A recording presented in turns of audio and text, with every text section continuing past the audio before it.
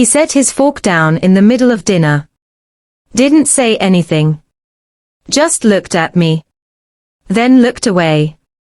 My father had never done that before. Not once in 34 years. He was the kind of man who filled silence. Always talking. Always explaining. Always making sure you understood how things worked, and why he was the one who understood them best. So when he went quiet, I noticed. My mother kept eating. My younger brother was on his phone. Nobody else saw it. But I did. That's when I realized something was very wrong. My name doesn't matter. What I do does. I run a mid-size investment and advisory firm. We manage capital for about 40 clients, private families, small institutions, a few regional funds. Nothing that makes the news. That's intentional. I built it quietly, over 11 years, starting with one rented desk and a laptop I bought second-hand. My father knows this. He's known it the whole time. He also spent most of those 11 years telling people I worked in finance, the way you'd say someone works in an office. Vague. Minimizing. Technically true. I never corrected him. It wasn't worth the argument. But about 8 months ago, something shifted. He started mentioning someone. An associate. He used that word specifically, associate, which was new. My father had colleagues, friends, old contacts. He didn't have associates. That word had weight to it. He was using it on purpose. My associate has properties in 3 countries. My associate knows people at that level. My associate is a billionaire. Self-made. You'd respect him. I heard this maybe a dozen times over 2 months. Always dropped casually. Always with that same sideways look, the one that meant he wanted me to ask a follow-up question. To be impressed. To feel like he was moving in rooms I wasn't. I didn't ask. That seemed to bother him more than anything. Then my mother called me on a Tuesday afternoon, which she never does. She usually texts. She said my father had made a business decision. That he'd invested a significant amount of money with someone. That she thought I should know, but that I shouldn't bring it up, because he was sensitive about it. I asked how much. She paused. Then she said, most of the savings account. I didn't react on the phone. I said I understood. I thanked her for telling me. I asked her to let me know if anything else came up. After I hung up, I sat in my office for about 6 minutes. I knew the pattern. I'd seen it professionally, more than once. The sudden associate. The vague credentials. The status positioning. The secrecy wrapped in pride. The money moved quietly before anyone could ask questions. I also knew that if I called my father that night, he would explain everything, reassure everyone, name drop twice, and then nothing would change. He would double down. That's who he is. Confronting him directly would only close the doors I needed open. So I stopped reacting. And I started watching. I didn't go looking for information loudly. I started with what I already knew how to do. My firm runs basic due diligence on every capital partner we consider. It's procedural. There's a checklist. You pull registration documents, you run the name through public filings, you check for litigation history, regulatory flags, prior business addresses. I ran the associate's name the same way. It took about 40 minutes to find the first problem. The company he'd given my father, a printed certificate, apparently, with an embossed logo, was registered in a state where it had been administratively dissolved 14 months earlier. Not closed voluntarily. Dissolved for failure to file. That's different. It means they stopped responding to the state entirely. That was the first document I saved. The second thing I found was a civil complaint. Filed in a different state, 2 years prior. A retired couple had given this man $230,000 for what he described as a real estate development fund. No property was ever purchased. The case was settled out of court. The terms were sealed, but the original complaint was public record. I read it carefully. The language the plaintiffs used, the promises made, the timeline, the way communication slowed and then stopped, matched what my mother had described almost exactly. I printed it. Then I scanned it and saved 3 digital copies in different locations. Then I kept going. His social media presence was constructed. The photos of properties were stock images, or pulled from listings that had sold years ago. The endorsements on his professional profile were from accounts with no activity beyond that single post. The university he listed didn't have a record of him in their alumni directory. I called the registrar's office, said I was verifying for a background check, which was true. Over the course of about a week, working in the mornings before my actual work began, I assembled a folder. 14 documents. 6 screenshots. 2 recorded phone calls, my own, made to verify business addresses that didn't exist. 3 saved web archives showing pages that had since been taken down. None of this was dramatic. It was just slow, methodical, and very clear. On day 9, I found the forum post. It was on a small financial fraud watchdog site, the kind that doesn't have much traffic, but keeps careful records. Someone had posted 8 months earlier, anonymous, describing a man who presented himself as a high-net-worth connector. Offered access to deals. Used the word associate constantly. Targeted men in their late 50s and 60s who had professional pride and retirement savings, and didn't want to look uninformed in front of their families. The post described my father without using his name. I read it twice. I closed my laptop, and went and made coffee, and stood at the kitchen window for a while. My father wasn't stupid. He wasn't careless. He was a man who had worked hard his whole life, built something modest and real, and reached an age where someone had identified exactly what he needed to hear, that he was still connected, still respected, still operating at a level that mattered. And someone had said those things to him intentionally, strategically, because they wanted his money. That made me more careful, not angrier. Because the moment my father found out what I knew, he would feel humiliated. And humiliated people protect themselves by defending the person who humiliated them. I had seen that too, professionally. The only move that actually protected him was one he couldn't interfere with before it was finished. Confronting them would have ruined everything. I contacted a lawyer first. Not a family friend. Not someone my father had ever met. A civil litigator I had worked with 2 years prior on a contract dispute for one of my clients. She was methodical, not theatrical. That was why I trusted her. I sent her the folder on a Thursday evening.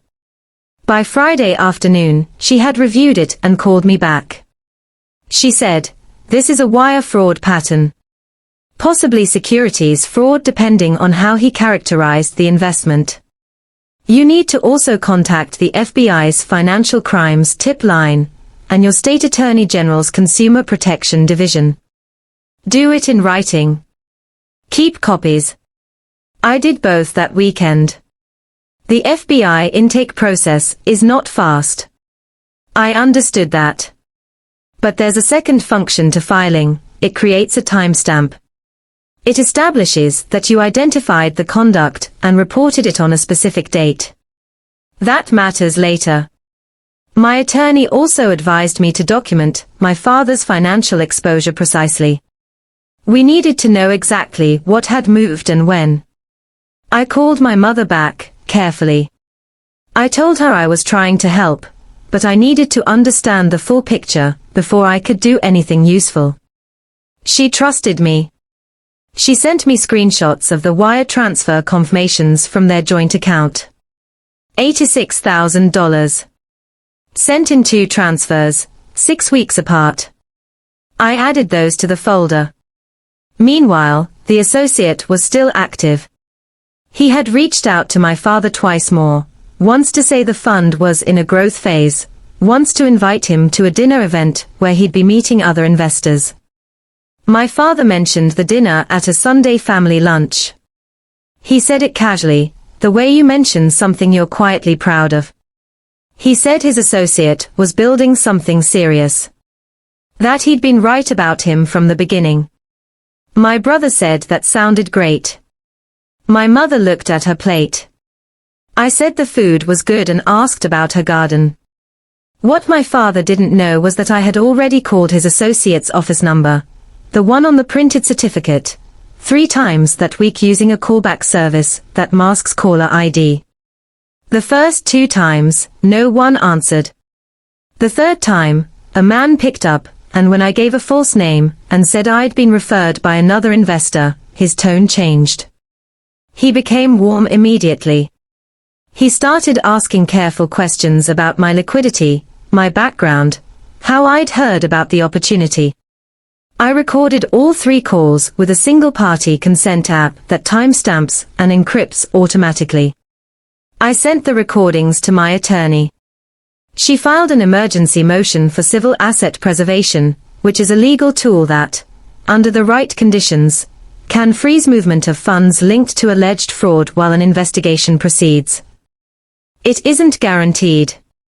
But the documentation was clean. The pattern was clear. The judge signed the order 4 days later. I didn't tell my father any of this. He was still sending the associate friendly messages, apparently. My mother could see them on the shared tablet they kept in the kitchen. She told me quietly, in a separate call. She said he seemed happy. I told her that was okay. That it wouldn't last much longer. She asked if my father was going to be embarrassed. I told her I was doing everything I could to make sure that the only people who looked bad at the end of this were the ones who deserved to. The dinner event was scheduled for a Wednesday. It was being held in a hotel conference room in the city. 12 invited guests, according to the promotional email my father forwarded to me without realizing why I'd asked to see it. I had already contacted the hotel's management office. I had already forwarded the asset preservation order to the financial crimes unit assigned to the case. I had already confirmed with my attorney that she would be present. I was also attending. My father didn't know that either. They thought it was just another day. It wasn't. I arrived at the hotel 20 minutes early. I didn't go into the conference room. I sat in the lobby with my attorney and 2 investigators from the State Financial Crimes Unit. A man and a woman, both in plain clothes, both quieter than I expected. We didn't talk much. We had already talked. The hotel manager had agreed to cooperate fully. The room had been booked under a shell company name that matched one of the dissolved entities in my folder. That alone was useful. At 6:47, my father walked into the lobby. He was wearing the jacket he kept for important occasions. He looked confident. He was early, which meant he was excited. He saw me. He stopped walking. I stood up. I walked over to him. I didn't say anything dramatic. I put my hand on his shoulder and I said, quietly, that there were some things he needed to understand before he went into that room, and that I needed him to listen to me for 3 minutes. He looked at my attorney. He looked at the 2 investigators, who had stood up, but were standing back, giving us space. He said, "What is this?" I said, "It's me protecting you. Please just listen." He did. I told him the fund wasn't real. I told him the company was dissolved. I told him about the civil complaint, the fake photos, the forum post, the recorded calls. I didn't show him everything. I just told him, calmly, with no blame in my voice, what had happened and what was about to happen. He didn't speak for a long time. Then he asked about the money. I told him the asset preservation order had frozen accounts linked to the associate's business network 4 days ago. That recovery wasn't guaranteed, but the pathway existed. That our attorney was already in contact with the civil court. He looked at the floor. I didn't say anything else. I just waited. At 7:03, the associate walked into the lobby.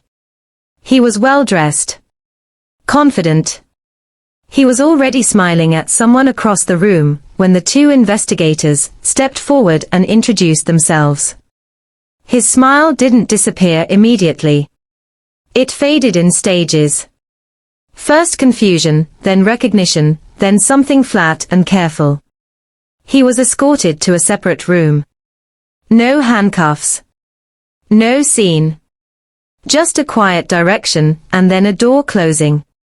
The 12 other invited guests arrived over the next 15 minutes. A hotel staff member met each of them at the conference room door, apologized for a cancellation, and offered them a complimentary drink at the bar. Most of them looked confused. A few looked relieved in a way they probably didn't understand yet. My father sat in the lobby for a long time after that. My attorney left. The investigators were still in the back room. The hotel moved around us at its usual pace. At some point my father said, I wanted to bring him something real. I thought I had something to show you. I understood what he meant. I didn't tell him he was foolish. I didn't tell him I'd seen it coming. I said that the man had been very good at what he did, and that the only reason any of it worked was because my father was someone worth targeting, someone with something real to protect. It wasn't entirely a comfort. But it was true. The civil recovery process took several months. In the end, my parents recovered 61,000 of the 86,000. Not complete. But real. The associate was charged with wire fraud and securities fraud in 2 jurisdictions. I don't follow the case closely anymore. It isn't mine to follow. My father and I don't talk about it directly. We had one conversation, about 2 months later, where he said he appreciated what I'd done. I said I was glad I could help. That was the whole conversation. Things aren't different between us, exactly. But something shifted. Not loudly. Not with ceremony. He doesn't mention associates anymore. That night, everything was quiet.